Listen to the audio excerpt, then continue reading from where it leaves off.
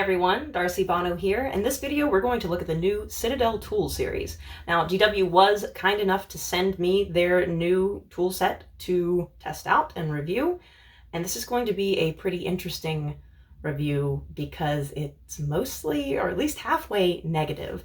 But they sent me the Sprue Cutters, the mold line remover, the hobby knife, and the drill. And we're going to start with this one because it's my least favorite, and it'll only be up from here. So let's get this party started and see why I think some of these are a little disappointing. Okay, just because someone always asks, I'm wearing gloves in this video simply because my hands looked like those of a mummified witch when viewed up close. So this is for your benefit. This is not a necessity when using these tools, with the exception of perhaps the hobby knife, but we'll get to that. So just a heads up, this drill has an entirely plastic frame, which unfortunately gives it kind of an air of cheapness to it. So here we are. This is just a standard pin vise drill. You have this little tightener here in the center that you twist to cause the vise to open up. And then you just take your drill bit and insert it inside. And then again, twist the center just to tighten it back up. Pretty straightforward.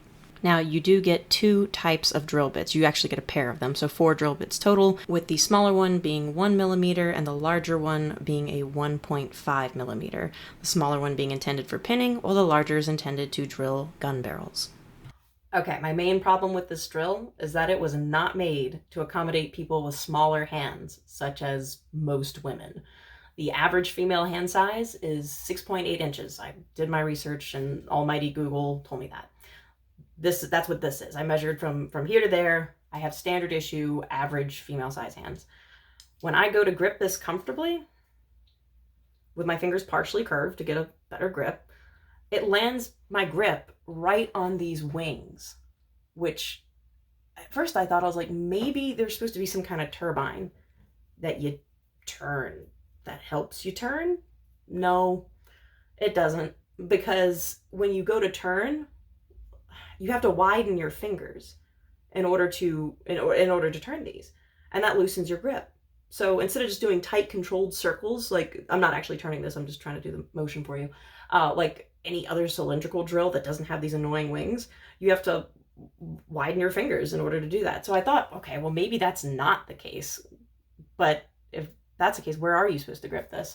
So then I had a sneaking suspicion, wait a minute, I don't think they tested these out on any women, because 95% of the hobby's male. Okay, so I went to my husband and said, hey, how would you grip this thing?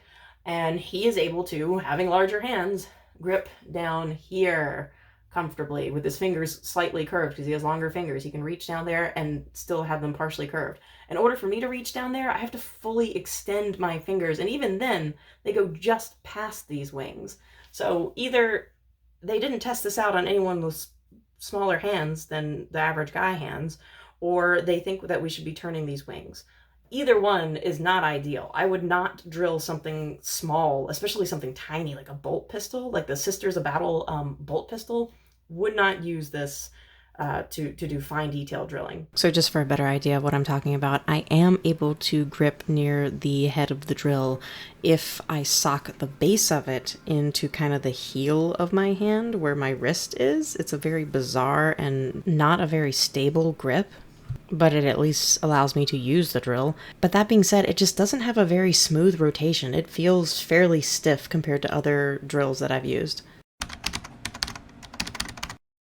So the fine detail sprue cutters, I'm actually very, very happy with these because they have these very slender, long needle nose style clippers to them. And this actually makes it great for getting into much smaller spaces. They are a very comfortable, very, very clean cut. Almost no effort on my part as far as snipping these. So they are incredibly sharp straight out the box. And I'll be very interested to try these out on Slaanesh and Nighthaunt models because they feel very comfortable and easy to use even around much more slender pieces like this little robot contraption here from the new Kill Team set. So I do highly recommend picking up these sprue cutters. Okay, so here we have the hobby knife. It is very similar to the drill in that it is a vise style with a plastic frame. There you can see the vise. One thing that was added that I don't see as a particular benefit is this little notch, but it just lets you guide the blade in a little bit easier, I guess. I've never had a problem sliding a blade into a vise before, but then all you do is tighten it back up, just like you did with the drill, and you're pretty much ready to go. So the grip on this is fine. It's not really how I usually hold my knife. I'm assuming this is more so you can do some like scraping, some mold line removing with it. I generally hold mine kind of like a pencil, which doesn't seem to be the case here. They do have this nice little top guard for kind of more of a chopping style. If you're pushing down like that, that's actually pretty nice. But overall, I think the general idea behind this is that you just kind of scrape with it by placing your thumb in that indentation. So I've got to say the blade is pretty sharp. So pretty good, not bad, just not a noticeable improvement over the others. Where it does fall short is when you're not wearing gloves. This is pretty slick feeling. Like, it's not incredibly slick, but it's kind of like, for any parents out there, it's that like playground plastic material. That's what it feels like to me. So I would wear gloves when using this because it is just a little too slick for comfort for me. And one of the final features is that it does come with this nifty little protective cap, which I almost certainly will lose, but overall it's a nice little added safety feature. And what better way to demonstrate mold line removal than some slightly old school Savage Orcs? As some of you may know, the older the kit, the more prominent the mold lines. So basically all you do to remove them is just lightly scrape them with the edges of this tool. And it does seem to have an edge on both sides of this tool, the curved portion as well as this horizontal flat bit. So it's essentially kind of like peeling a carrot. You just lightly graze it with this. In all honesty, I usually will use a hobby knife. That's because I do this all the time. I'm proficient with a hobby knife to the point where I'm comfortable in not cutting myself. But if you are a new hobbyist, or if you don't assemble regularly and you just want to avoid the danger of using a hobby knife for this, then a mold line remover will be a little bit safer for you. This tool also helps prevent gouging into your miniature more deeply than intended, but again, that's also something that just comes with proficiency in using a hobby knife. So if you don't want to use a knife any more than you have to, this is a good alternative. And as far as what makes this mold line remover different than the previous mold line remover, it does have a substantially more narrow blade that makes it easier to get into little crevices, like between his loincloth and his shins here. So that was a nice change, but since I mostly use a hobby knife, which is already a very narrow blade, didn't really affect me too much personally, but it was at least a nice change from the bulkier blade of the previous model. So that's it. That's all 4 of the Citadel tools. And in all honesty, I don't think this is much of an update. As I've pointed out, just because a feature has been added doesn't mean it's an actual benefit, or at least a noticeable benefit. The one exception being the Sprue Cutters. I feel like that needle nose design really does help get into tight spaces, and these are sharp. They do give clean cuts. This has what I'm looking for in Sprue Cutters. But everything else is pretty generic.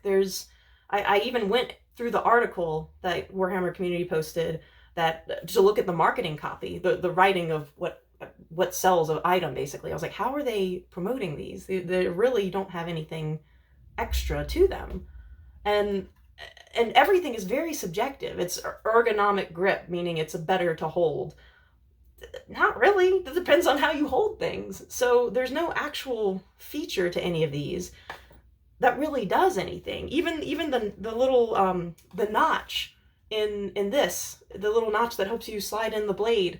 Yeah, it's an added feature, but literally every vice style hobby knife works that way. You drop it in and you tighten it. No one's ever like, oh God, where do I drop this blade in when there's a vice? Where do I put it? No one has that problem. So that I'm aware of.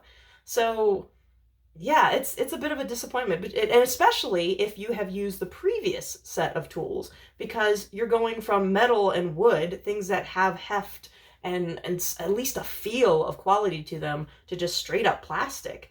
So it's almost, it feels, at least to people, to me who use the previous set of tools, it feels more of a downgrade. So I'll be intrigued to see what the price point is on these, because at the time of this video I don't know it. So yeah, if it's the same price, if these are the same price as the previous tools, that's gonna be pretty disappointing. But hopefully they'll be cheaper. So that remains to be seen at the time of this video. So I have a business background. My degree is in marketing. I have marketing experience. And I was ranting to my husband about this, as wives are wont to do, on who on earth is their target market for these? Who is their main client in buying these? Because their previous clients are going to notice the plastic and the cheaper feel to it and the lack of noticeable improvement, and they're certainly not going to be sold on them. So the only thing I'm thinking is that they are for new customers, people and hobbyists new to Warhammer, who are stepping in the store for the first time, who just need, kind of a one and done experience. I've got my models, I've got my paints, I've got the stuff to put them together. That, I guess, is their idea with these. So kind of a disappointment that they're not more exciting. And as far as, and I don't just want to like whine about them not being good, as far as things that I would add, things that I was looking for and hoping for, the drill, for example, additional bit sizes would have been great. Just having 2 bit sizes, is one for pinning, one for bolter barrels. Yay. Not great. You could have had different bit sizes.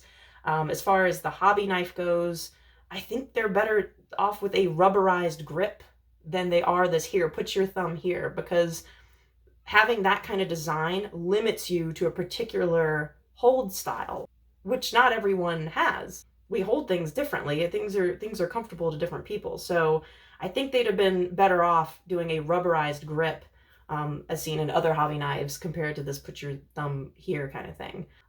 They could have sold the knife as a saw as well, since there's that vise style. The saw was in a similar style, if I remember correctly. So they could have sold those together. That would have been a little more appealing, especially for kit bashers. But really the sprues are the only thing that are cut above the rest.